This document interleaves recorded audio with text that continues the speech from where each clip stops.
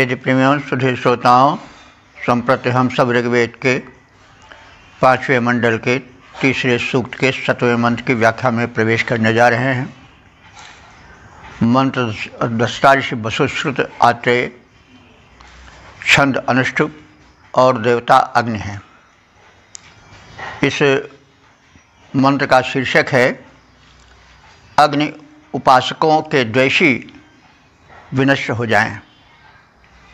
अब संबंधित मंत्र का सर्वप्रथम सस्वर पाठ हो जाए।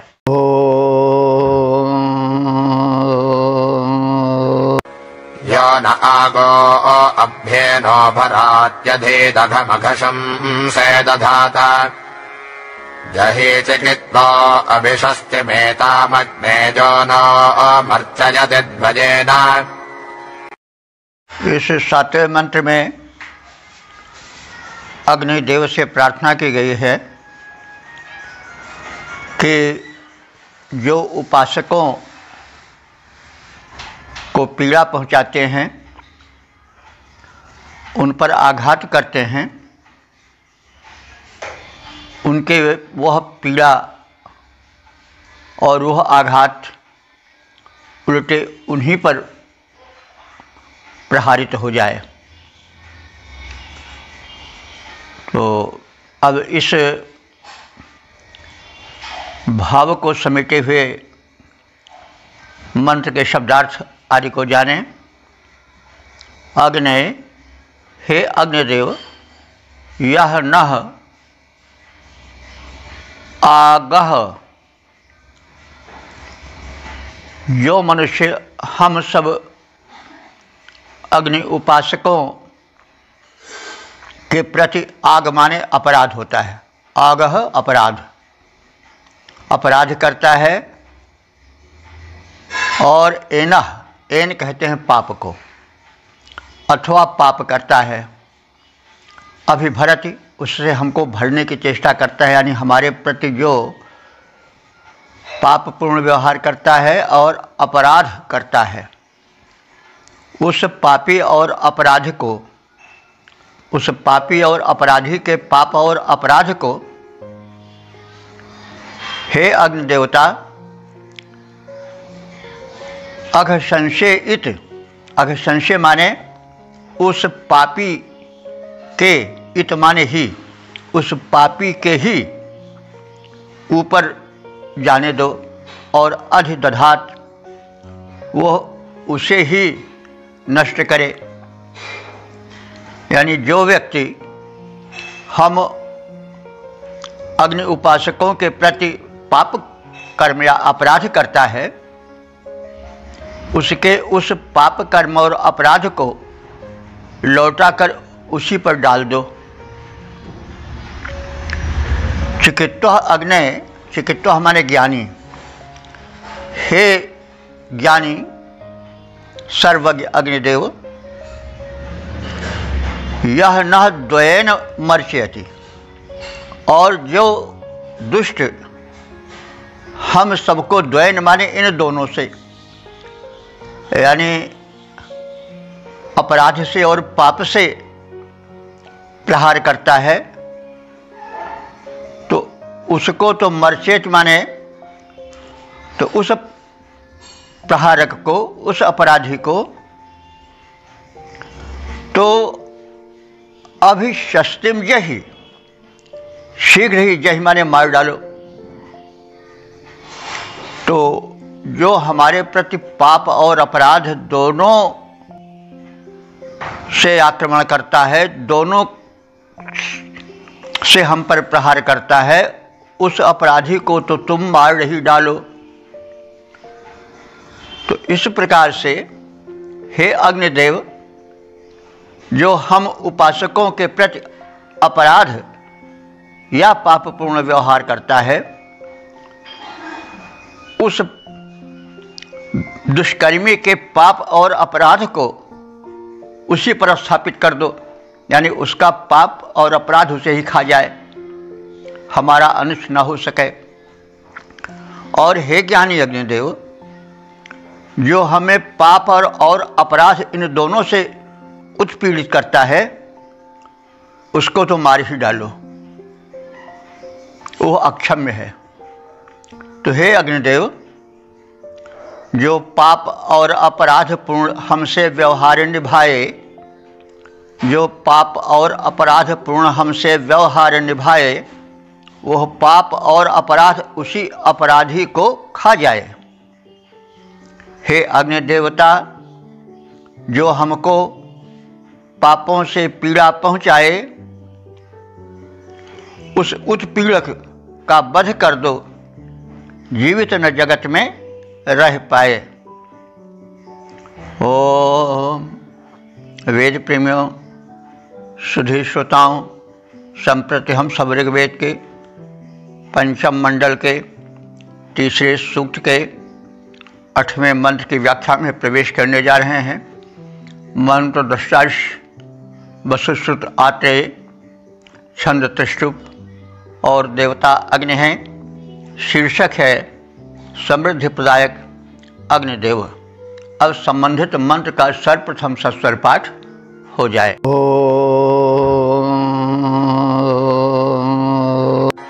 स्वामस्याव्युषिते वपूर्वे दोतं कृण्वाना अजजन्त हव्यैः संस्थेजदग्न ईजसेरजीडान् देवो मर्तैर्वसुभिरिध्यमानः। इस 8वें मंत्र में उषा काल में होने वाले यज्ञ में अग्नि देवता विशेष कृपालु बनकर उपासकों के, यज्ञ निर्वाहकों के ऊपर कृपा करें और उन्हें समृद्धियां प्रदान करें। तो इसी तथ्य को इसमें विशेष रूप से कहा गया है। देव अग्नि, हे अग्निदेव। अग्नि का अर्थ होता है जो कर्म में अग्रगण्य बनकर आवे, जो सत्कर्मों में रास्ता दिखावे, वही अग्नि है। तो हम सब जानते हैं कि अग्नि जो हैं प्रकाश के और पौरुष के देवता हैं, शक्ति के संचार करने वाले हैं, ऊर्जा के प्रदायक हैं। तो उनसे प्रार्थना आवश्यक है, क्योंकि संसार में जितनी वस्तुएं हैं उसका प्रबंधक, उसका निरीक्षक कोई न कोई अवश्य है। वही शक्ति देव शक्ति कही जाती है। जैसे तमाम विभाग है नहीं शासन में, तो प्रत्येक विभाग का कोई न कोई हेड होता है, अगुवा होता है, प्रधान होता है, और वो जो शक्तियाँ होती हैं वो भिन्न भिन्न रूप में बटी होती हैं। आखिरी दर्जे के कर्मचारी, यानी मान लो चपरासी से लेकर के और फिर डायरेक्टर, डिप्टी डायरेक्टर और सब क्या क्या। तो इस शक्ति का वितरण जो है वह याचना करने पर, प्रार्थना पत्र प्रस्तुत करने पर प्रार्थी को प्राप्त होता है। प्रार्थना का यही महत्व है। भाई सब कुछ है, आप या कोई किसी वस्तु का अधिकारी है और चाहता भी है, तो जब तक वो प्रार्थना पत्र नहीं देगा तब तक उसे वो वस्तु कैसे मिलेगी। उसी प्रकार से हमें कर्म करते हुए प्रार्थना पत्र लगाना पड़ता है, स्तुति करनी पड़ती है। तो प्रार्थना का यही महत्व है और प्रार्थना सभी धर्मों में मान्य है। जीवन प्रार्थनामय बन जाए तो उसके विकार स्वतः दूर हो जाएंगे और समृद्धि झांकने लगेगी उसके आंगन में आकर के। तो देव अग्नि, हे अग्निदेव, अस्याह विषि, विषि माने उषा काल, जो रात्रि के व्यतीत होने पर आता है, उस उषा काल में यत जब पूर्वे त्वा प्राचीन बुजुर्ग पुरातन लोग तुम्हें दूतम कृणवाना, हे अग्निदेव तुमको देवदूत बना करके तुम में हव्यय अयजंत आहुतियां प्रदान करते हैं, हविष्यान्न चढ़ाते हैं, अर्पित करते हैं। तो ये तो हम सब जानते ही हैं कि अग्नि को देवदूत कहा गया है, क्योंकि दूत का कार्य होता है दो शक्तियों में संबंध जोड़ना। तो अग्निदेव मनुष्य और दैवी शक्तियों के मध्य दूतत्व करते हैं, संपर्क स्थापित करते हैं। तो प्राचीन बुजुर्ग लोग, प्रौढ़ लोग जब हे अग्निदेव तुमको दूत बना करके प्रेषित करते हैं देवताओं के पास, और हव्यय अयजंत तुम्हें हविष्यान्न अर्पित करते हैं, तो उस समय तुम दया करके अनुकूलता प्रदर्शित करते हुए वसुभि संस्थे, तुम वसु माने धनैश्वर्य को, युध्यमाना माने अग्नि को प्रदीप्त करने वाले उपासकों पर, यजमानों पर प्रदान करते हो। यानी हे अग्निदेवता, उषाकालीन यज्ञ में जो लोग तुम्हें हव्यार्पण करते हैं, तो तुम उन उपासकों के आहुतियों को स्वीकार करके और देवों तक पहुंचाते हो। रैंगाम यशे, और धन प्रदान करते हो। तो ये प्रातःकालीन यज्ञ के करने और अग्नि के स्तुति करने का प्रतिफल है। तो यह आर्य जीवन था, यज्ञमय जीवन था। प्रातःकालीन यज्ञ उषा काल के उस झुलफुले से ही प्रारंभ हो जाता था। लोग उपस्थित हो जाते थे, जग करके सजग हो जाते थे और आहुतियाँ प्रदान करते थे। स्वाहा स्वधा और स्तुति मंत्रों से वातावरण गुंजित हो जाता था। तो यह वातावरण कितना सुहावना रहा होगा, कितना स्वास्थ्यप्रद और चेतनाप्रद रहा होगा, सहज ही सोचा जा सकता है। तो हे अग्निदेव, रात्रि की समाप्ति और उषा काल के आगमन पर वे अनुभवी पुरातन लोग जो तुम्हें देवदूत बना करके आहुतियाँ अर्पित करते हैं, तुम्हारा यजन करते हैं, उन श्रेष्ठ याजकों के हव्यान्न को ग्रहण कर उसके सूक्ष्म यज्ञ भाग को तुम देवों तक पहुंचाते हो और उसके प्रतिफल में उन याजकों को, यजमानों को तुम समृद्धियां प्रदान करते हो।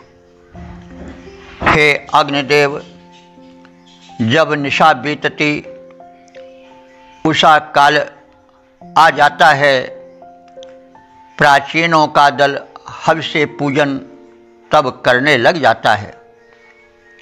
उन श्रेष्ठ मनुष्यों के द्वारा पूजित तुम शोभा पाते हो। उस समय प्रज्वलित हो समृद्धि हमको देने लग जाते हो। ओम वेद प्रेमियों, सुधी श्रोताओं, संप्रति हम सब ऋग्वेद के 5वें मंडल के तीसरे सूक्त के 9वें मंत्र की व्याख्या में प्रवेश करने जा रहे हैं। मंत्र दृष्टा से वसुश्रुत आत्रेय हैं, छंद त्रिष्टुप और देवता अग्नि हैं। शीर्षक है सन्मार्ग दिखाने की अग्निदेव से प्रार्थना। अब संबंधित मंत्र का सर्वप्रथम सस्वर पाठ हो जाए।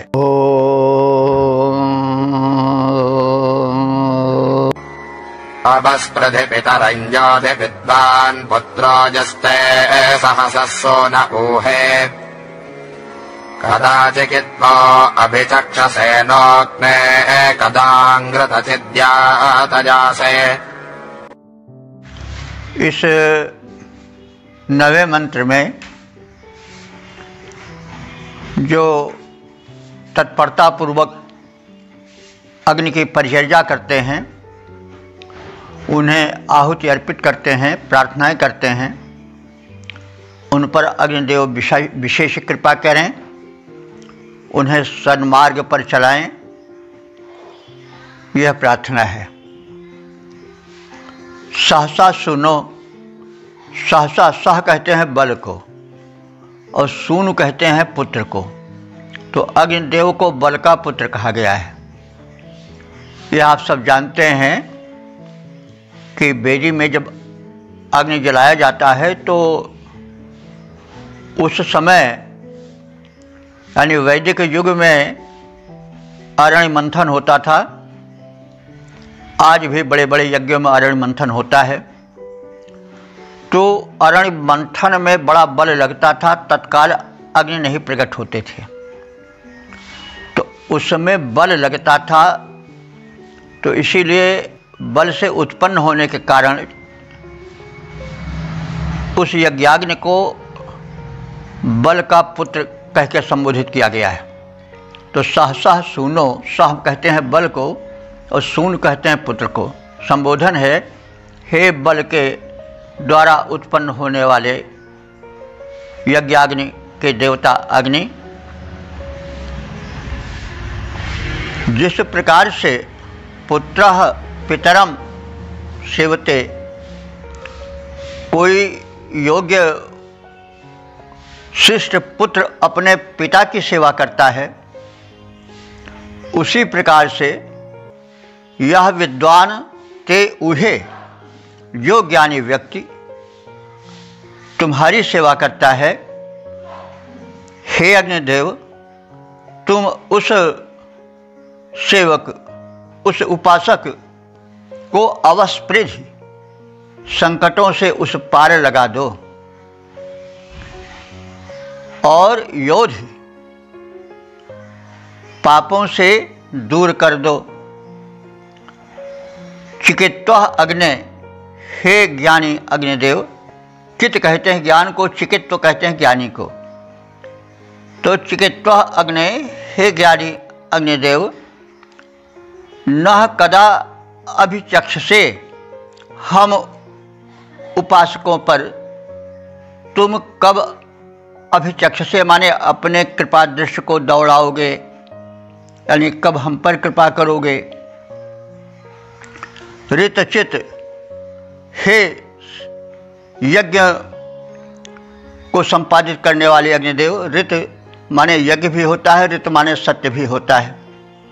तो हे सत्य व्रत का पालन करने वाले अग्निदेव, अथवा हे यज्ञ के संपन्न करता अग्निदेवता, कदा यातायासे, तुम हमें भला कब सन्मार्ग पर प्रेरित करोगे, यानी सन्मार्ग दिखाओगे। तो स्पष्ट है कि हमें सन्मार्ग को प्राप्त करना आवश्यक है, क्योंकि मार्ग यदि सही होगा तो भी तब ही वो पथिक को उसके गंतव्य तक पहुंचा पावेगा। जब रास्ता टेढ़ा मेढ़ा हुआ या रास्ता गलत हुआ, पहुंचना है कहीं और पकड़ लिए कोई रास्ता, तो भटकना पड़ जाता है। तो इसलिए आवश्यक है कि दिव्य शक्तियां हमको उस मार्ग पर ले चलें जिस मार्ग से हम अपने गंतव्य तक, कल्याण भूमि तक पहुंच सकें, अपने गंतव्य को सहज प्राप्त कर सकें। तो ऐसा कब अवसर आएगा अग्निदेवता? तो हे बल द्वारा उत्पन्न अग्निदेव,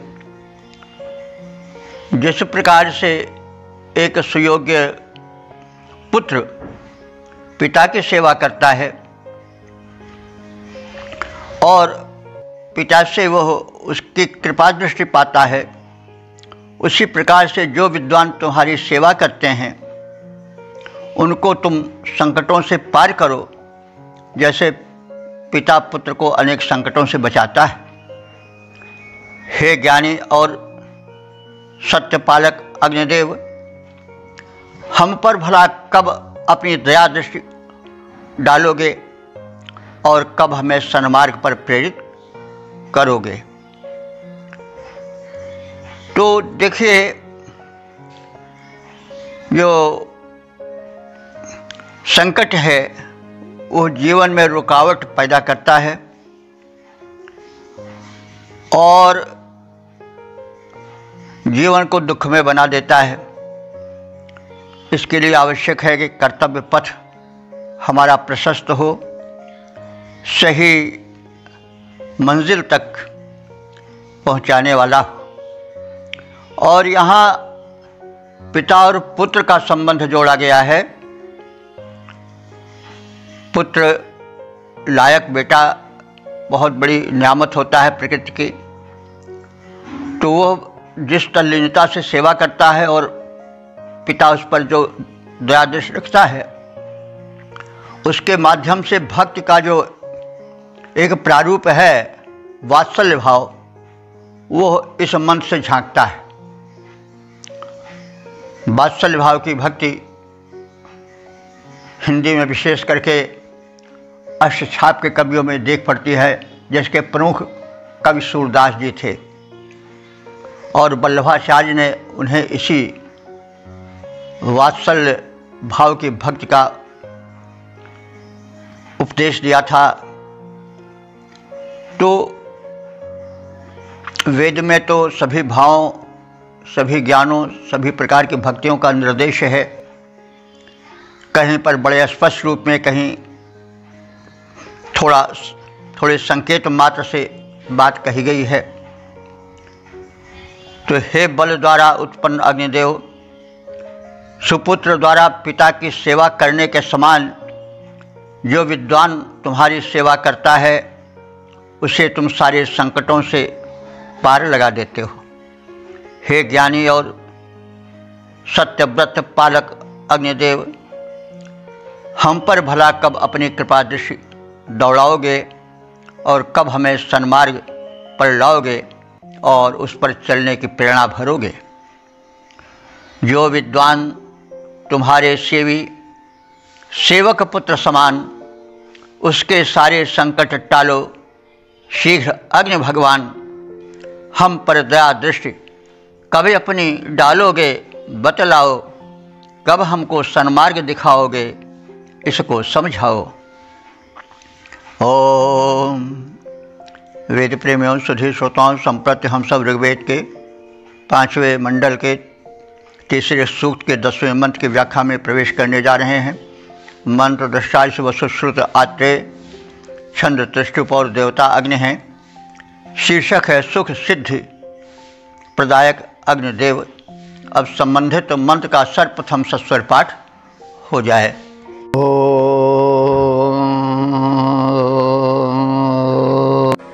भूरिनाम वन्दमानो दधाति पिता वसो यदि तज्जोषयासे कुविद्देवस्य सहसा चकानः सुम्नमग्निर्वनते वावृधानः।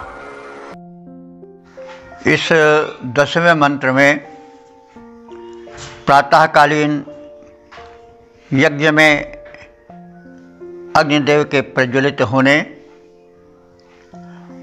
स्वाहोच्चार सहित आहुति के प्रक्षेपण और स्तुति मंत्रों के गायन से गुंजित यज्ञीय वातावरण का सजीव चित्र प्रस्तुत किया गया है। अग्नि देव की प्रार्थना करता हुआ उपासक कह रहा है अथवा ऋषि कह रहा है कि हे अग्नि देवता, तुम वसो पिता। वसो माने आश्रय देता, आश्रय प्रदाता, और पिता माने रक्षक, पिता। हे अग्निदेव, तुम हम सब आराधकों के आश्रय प्रदायक हो और पालनकर्ता पिता के तुल्य हो। यदि तत् जोशाय से, जब तुम, तत् माने उस, यानी प्रदत्त आहुति को जोशाय से माने सेवन करते हो, ग्रहण करते हो, और वंदमाना, स्तुतिकर्ताओं द्वारा स्तुति मंत्रों से प्रार्थित होते हो, तो भूरि नाम दधाति, उस समय उच्च स्वर में तुम्हारे यश का, भूरि नाम यश का, दधाति माने वातावरण धारण करता है, यानी वातावरण तुम्हारे यशोगान से गूंज उठता है। कुवित सहसा, हे अग्निदेव, सह कहते हैं बल को, सहसा माने बल द्वारा, तुम प्रचुर बल द्वारा बलान्वित हो, और तुम्हारे इस चकाना माने चकित कर देने वाले सुंदर रूप को, प्रज्वलनशील प्रारूप को देख करके हम सब अत्यंत मुदित हो रहे हैं। बावृधाना अग्नि, हे प्रज्वलनशील वृद्धि प्राप्त करते हुए यज्ञाग्नि देव, देवस सुम्नम वनुते, हम उपासक, सुम्न कहते हैं सुख को, आप देव अग्नि के, यानी हे अग्निदेव, हम देख करके अत्यंत सुम्न माने सुख को प्राप्त कर रहे हैं, यानी तुम्हारे इस प्रज्वलनशील प्रारूप को, आहुति डाले जाते हुए वातावरण को, स्वाहोच्चार से गुंजित वातावरण को, इन सब को देख करके हम उपासक अत्यधिक मुदित हो रहे हैं। हे आश्रयदाता, पिता के समान पालन करने वाले अग्निदेव, जब तुम वेदी में विराजमान हव्यान्न का सेवन करते हो, तब उपासक तुम्हारे प्रचुर यश का गायन करते हैं। उस समय तुम अत्यधिक प्रज्वलित होकर अपनी छटा छिटकाते हो। तुम्हारा वह आकर्षक प्रारूप जो दीप्त से परिपूर्ण है, वातावरण जो स्वाहोच्चार से परिपूरित है, स्तुति मंत्रों से परिपूर्ण है, वह बड़ा ही चित्ताकर्षक है और हम उपासकों को यथेष्ट सुख प्रदान करने वाला है। हे आश्रय प्रद, हे पितातुल्य पालनकर्ता पावक महान, हे आश्रय प्रद, हे पितातुल्य पालनकर्ता पावक महान, वेदी में बैठे जब सेवन करते हो पावन हविष्यान्न, तब भक्त तुम्हारे यश का करने लग जाते हैं विशद गान। प्रज्वलित रम्य पावक सुजान, करते उनको अति सुख प्रदान। ओम।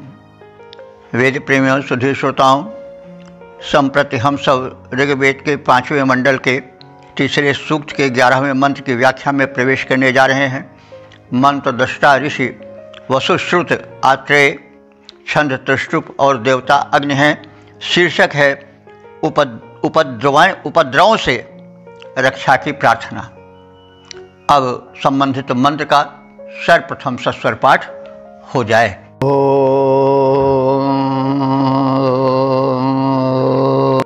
स्वमङ्गदरितारैजविष्ठविश्वाञ्जग्ने दुरितादिपर्षे स्तेना अदृष्टन् नृपबोधनासोज्ञातकेता वृधिना अभोवन्। इस 11वें मंत्र में उपासक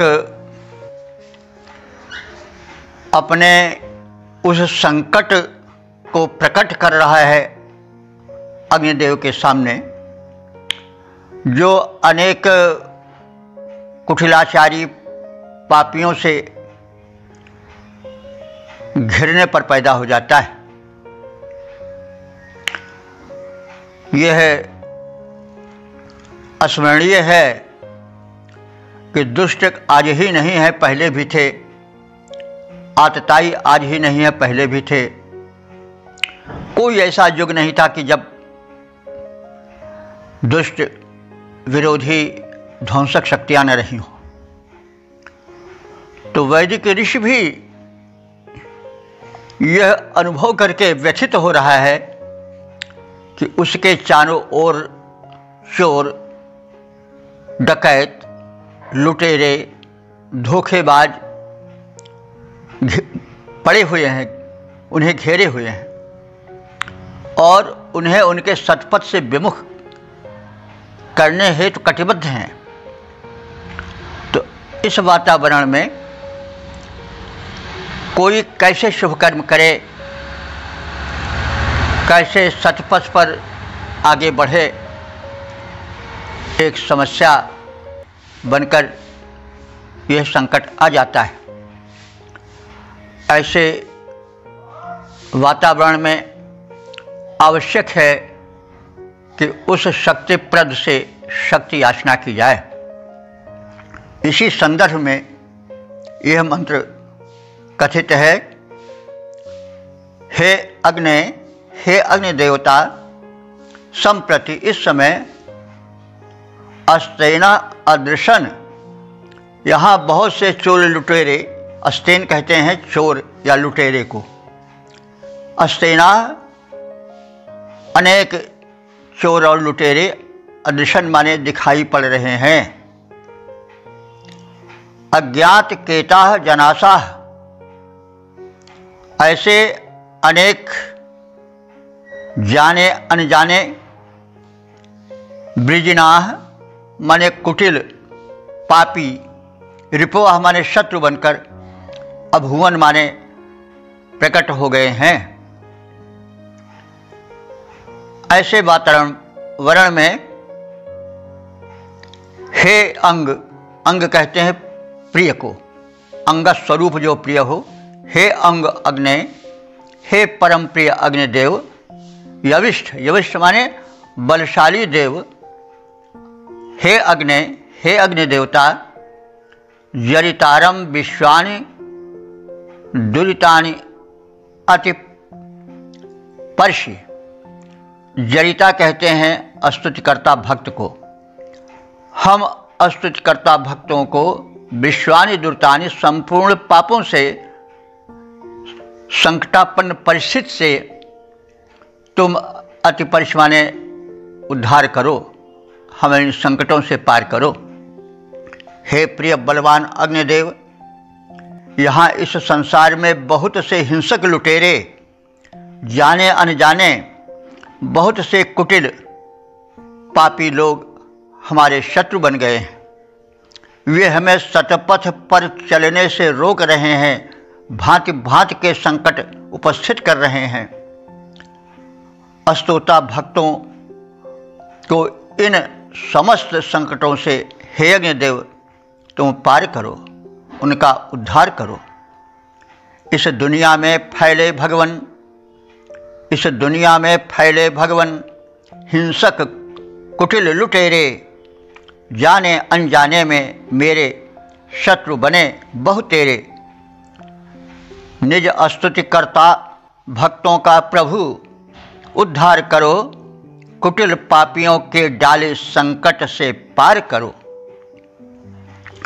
ओम वेद प्रेमियों, सुधी श्रोताओं, संप्रति हम सब ऋग्वेद के 5वें मंडल के 3रे सूक्त के 12वें मंत्र की व्याख्या में प्रवेश करने जा रहे हैं। मंत्र दृष्टारिष वसुश्रुत आत्रेय, छंद त्रिष्टुप और देवता अग्नि हैं।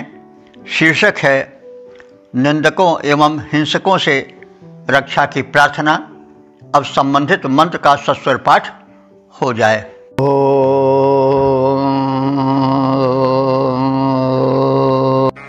इमे जामासस्पद्रिकभो वन्वसवे भातदिदागो अवाचे नाहाजमग्निरभिषस्तजेनो नरेशते वावृधानः परादात्। इस 12वें मंत्र में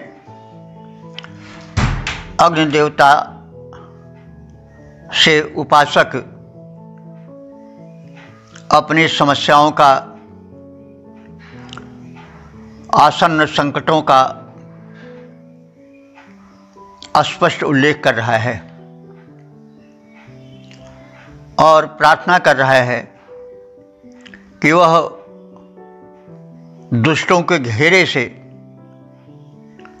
उपासक का उद्धार करे। यमासः इमे त्वत् ऋक् अभुवन, जो हम स्तुति करने वाले ये उपासक गण, हे अग्निदेव, तुम्हारे आश्रय में आ गए हैं, वे सब तुम्हारे समक्ष उपस्थित हैं।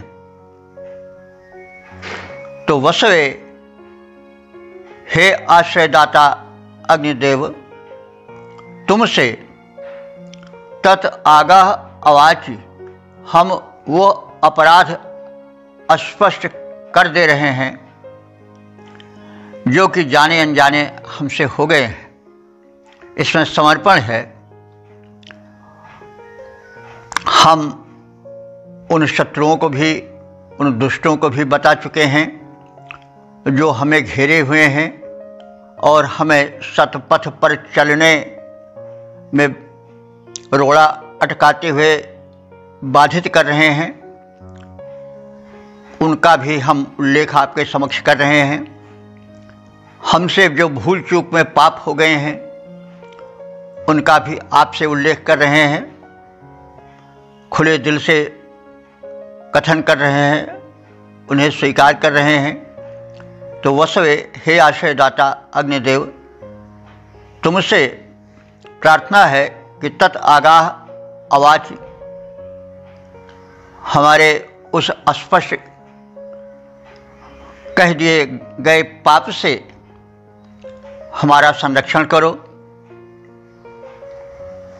अयम अग्नि वावृधाना, यह अग्नि प्रज्वलित होते हुए, हे अग्नि देवता तुम प्रज्वलित होते हुए, न अभिशस्तये परादात, हमें निंदकों के हाथों न सौंपो। न रिश्ते, न हिंसकों के हाथों सौंपो। हमें इन दोनों से बड़ा भय लगता है, क्योंकि निंदक हमें अशांत करते हैं हमारे निरर्थक कष्टों को कह करके। क्योंकि जो निंदक होता है वह तिल को ताड़ बना करके किसी के कष्टों की खिल्ली उड़ाता है। अरे वो बड़ा पापी है, भोग रहा है अपने कर्मों का, दुष्कर्मों का फल। तो ऐसे लोग बड़ी पीड़ा उत्पन्न करते हैं। तो ऐसी स्थिति में आपसे प्रार्थना है कि इन निंदकों से और जो हमारा अनिष्ट करना चाहते हैं उनसे हमें दूर रखो, उनके हाथों हमें न सौंपो। स्तुति करने वाले हम उपासक गण, हे अग्निदेव, तुम्हारे समक्ष उपस्थित हैं और तुमसे प्रार्थना कर रहे हैं कि हमारे इन निवेदनों को सुनो। मैंने भी तुझ आश्रयदाता से भूल चूक में जो अपराध हो गया है उसको खुले दिल से स्वीकार कर लिया है। हमारी स्तुतियों से प्रविद्ध प्रदीप्त अग्निदेव, हमें निंदकों और हिंसकों के हाथों में न सौंपो, क्योंकि हमारा जीवन दूभर कर देंगे। हमें सत्कर्मों पर चलने से सदैव रोकते रहेंगे, हमें व्यथित कर देंगे, हमें इस प्रकार से कष्टित करेंगे कि हमारा जीवन प्रगतिहीन हो जाएगा, निराशा में डूब जाएगा। इसलिए आप हमें इन दुष्टों, निंदकों, हिंसकों के हाथों में न सौंपो। इनसे हमारा संरक्षण प्रदान करो, इनसे हमें पूर्ण रूप से रक्षित करो। हैं हम तेरे भक्त उपासक, तेरे चरणों में हैं आए। तुझ आश्रय दाता से अपने हम अपराध बताए। अस्तुति से हुए प्रसन्न देव, बस इतनी करुणा दिखलाओ। निंदकों, हिंसकों के हाथों सौंपो न, सुरक्षित ले आओ। इस प्रकार से हमने एक सरल भक्त के हृदय की भावनाओं को, अपने अपराधों को सहज रूप से स्वीकार कर लेने और समर्पण भावना से जो उत्पन्न एक भक्ति भाव होता है, उसको प्रकट करने वाले मंत्र के आशय को समझा। दैन्य भक्ति का बड़ा प्रमुख अंग है। ये दैन्य भाव इसमें है। और संसार में समस्याएं आती हैं, समस्याओं में घिरा व्यक्ति किंकर्तव्य विमूढ़ सा हो जाता है और वह कोई रास्ता न देख करके अपने उपास्य की शरण में जाता है और अपना दैन्य प्रकट करता है। यह भाव पहले भी था, आज भी है। भक्त कवियों में, उपासकों में यह दैन्य प्रदर्शित होता है। तो इसके विषय में हम कहते आए हैं कि मनुष्य को अनेक प्रकार के मानसिक और शारीरिक क्लेश घेरे रहते हैं। वो डामाडोल स्थिति में पड़ करके किंकर्तव्य विमूढ़ सा हो जाता है और अपने उपासक के आगे उपासक अपने कष्टों को कहता है।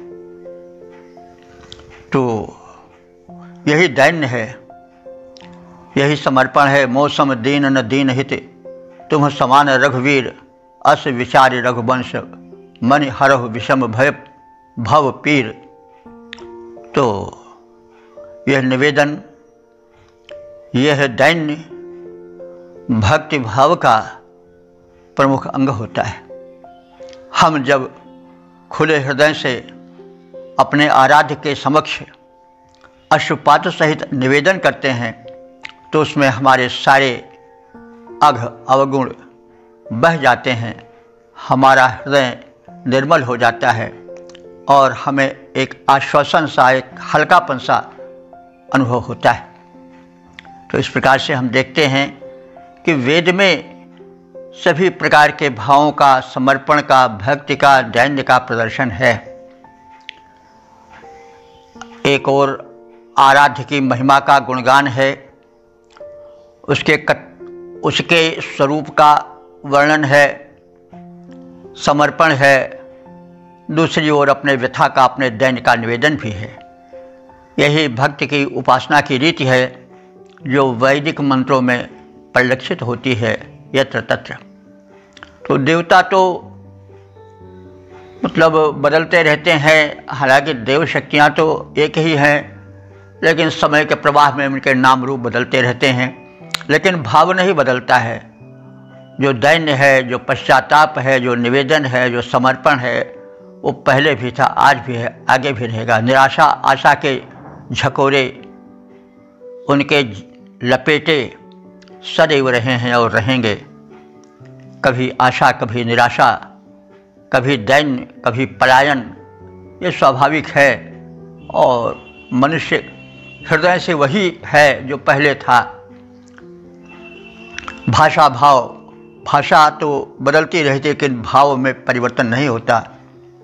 तो इस प्रकार से हम देखते हैं कि देवता या इष्ट बदल सकता है और उसके प्रति जो अभिव्यक्ति होती है उसका भक्तिभाव भरा, समर्पण भरा निवेदन इन मंत्रों में देखा जा सकता है। तो अब हम संक्षेप में इस सूक्त का सार जान लें। जैसा हम सब जान रहे हैं कि ऋग्वेद के 5वें मंडल का यह तीसरा सूक्त है। इसमें 12 मंत्रों का संग्रह है। सभी त्रिशुभ छंद में निबद्ध हैं। मंत्रदशा से वसुश्रुत आत्रेय हैं, देवता अग्नि हैं। इन 12 की हम संक्षिप्त व्याख्या सुन चुके हैं। अब तक ले जो मंत्र व्याख्यायित हो चुके हैं उनकी संख्या हो चुकी है 3677। अब अति संक्षेप में हम इस सूक्त के मंत्रों का सार समझ लें। प्रथम अग्निदेव की महत्ता का कथन है। यह भक्त का प्रथम लक्षण है।